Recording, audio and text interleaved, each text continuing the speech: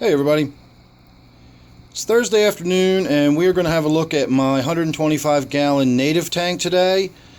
I took the two mollies that were in here and put them in another one of my tanks. The reason they were in there was because when I set this tank up last autumn, I needed some fish in there that were going to be algae eating fish, and mollies are great algae eating fish. They are not the same as an all-flux scraper or an all-flux grazer. I did shoot a video about that. I'll attach a card if you're interested in watching the difference. But mollies are really good algae eaters, and they do technically classify as native North American fish, so I was allowed to put them in here by my own definition. So I took them out because they were not meant to be any kind of long-term fish, and I put them in another one of my tanks. We'll have a look at them later. But right now, we're going to go over to my little workstation and have a look at the new addition I brought home today. And here we are. So I took the air stone out already. It was making a lot of noise and it would have made this video difficult, and it's not going to be any big deal for the fish. I did go up to a local pond here today and I got myself a little sunfish. It is not particularly striking. It's not one that I really wanted to get, but I'm getting impatient and I wanted to get some kind of fish in this tank. I don't know why it's having trouble focusing there.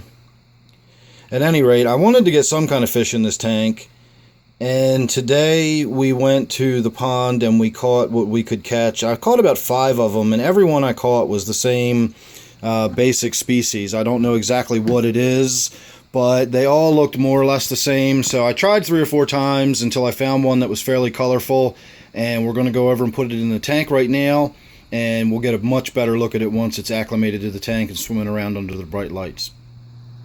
But first, let's have a look at the difference between the water the fish came out of and the water the fish is going into. In fact, the fish is already over there in the tank, and we're going to let him sort of adjust and kind of get used to being in a new environment before we go over and do any video. That'll probably be a little later this evening once he's had time to color back up and settle down. We'll see if he doesn't look a little bit better. So what are we looking at? Right here we've got nitrates coming out of the pond. None. No nitrates at all in the pond. Doesn't surprise me. It was full of algae and green scum floating on the top. That's drinking up the nitrates. The pH, however, is a different story. This is the pH from the pond water, and this is the high range pH, and it is really, really purple. So we're looking at about 8.5 or possibly a little higher. This is the tank water, and it is sitting at about 7.3, which is where my tanks normally sit. So that is a significant drop in pH. That's more than a full point. So that is a significant drop in pH, and we're going to have to see how that affects the fish. The sunfish are pretty much tough as nails, so I'm not too much worried about it. I did do a water hardness test to find out why the water was so high on the pH scale, and it turned out that the water hardness in the pond is a general hardness of 5, and my water is a general hardness of 0 because it goes through this water system over here. I do promise one of these days I will talk about what all that stuff does and why my water is odd the way it is.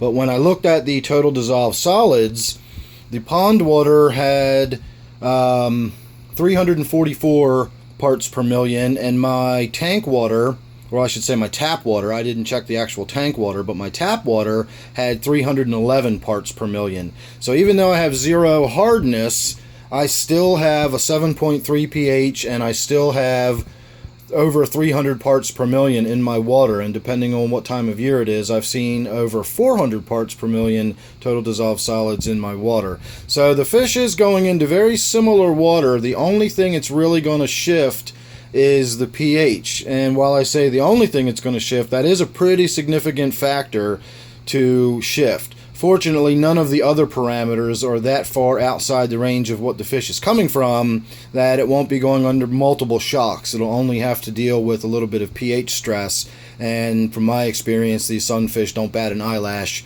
at a little bit of change like that. So he should be just fine, and in a little while we'll go over and have a look at him and see what he looks like in his new tank. Alright, it is actually the following day. I wound up doing a water change on this tank last night, and everybody was all stressed out. And and he was in hiding all night and we never got to see him. So there it is. It's still pretty skittish, and I was afraid that once I started talking it would start getting even more skittish. So let's try to get a little bit closer of a look without scaring them away too much. In short order, this sunfish will become very outgoing. They're not shy fish. They're actually very aggressive fish, and once you sort of adjust to being in the tank, it will act like any other fish, and it'll come right up to the glass. When it sees me come over, it'll begin to associate me with the food source, and they won't be skittish for very much longer. As I mentioned, I did get the mollies out of here already. I have this fish here, which is a spotted tilapia. It is still the juvenile colors. That spot on the fin is not why it's called spotted tilapia. Those horizontal lines, those vertical lines will break up as the fish matures, and it will become more broken and spotted looking, and that's why it's called the spotted tilapia. So I've got to get that one out of there, and I've also got a Mayan Cichlid in here that I really need to get out of here. Both are invasive fish. I'm not going to bother telling the story of how they ended up in my tank, but they did end up in my tank, interestingly enough. I'm hoping he gets a little more. See, there's a little bit of look at its color. Again, not the most fabulous sunfish, but I've gotten frustrated trying to catch a really pretty one, and the local ponds around here, the community ponds that they've been stocking, they're obviously stocking all the ponds with the same species of fish. I'm sure they don't have this pond stocked with those fish and that pond stocked with these fish. You know, they hire a company that comes around and stocks the ponds, and they go around and hit all of the community ponds, and they dump all the same kind of fish in there. So this pond came out of one that was recently stocked, and it is overflowing with these sunfish and bass. So the bass are not allowed to be brought home until June 15th. So it'll be a while before I get a bass in the tank. If I do, that's still up in the air. It's something I'd like to do, but we'll see how that works out. Sunfish, however, there's no limit. I can keep these anytime I want. The only downside is that I am not allowed to put them back into the places I catch them. Once I bring them home, which I'm perfectly allowed to do, and put them in my aquarium, I'm then no longer allowed to put it back in the natural environment once it's been in an aquarium, and that's for reasons of possible contamination or disease or whatever else. So even though I know that this fish isn't going to catch anything from my tank, it may bring something into my tank, but it may, it's not going to catch anything from my tank, but that doesn't matter. I'm still not allowed to put it back into the public areas. So I do have someone, a friend of mine, someone I know owns a pond, and I can legally put the fish in her pond, which she is perfectly okay with me doing. In fact, it'll be doing her a favor by helping her keep her pond stocked. So we can rotate through these sunfish. I can put this one back after a while. If I catch something that's prettier or more interesting, I can keep a group of them in here. I can get, a group of small ones, and we can see how it looks having, 10 small sunfish versus 3 big ones, and so on and so forth. I don't know what this tank is eventually going to become. I don't have any intention of having it a continual rotation. It'll be fun to play with for a little while. We can experiment with different stuff, different animals.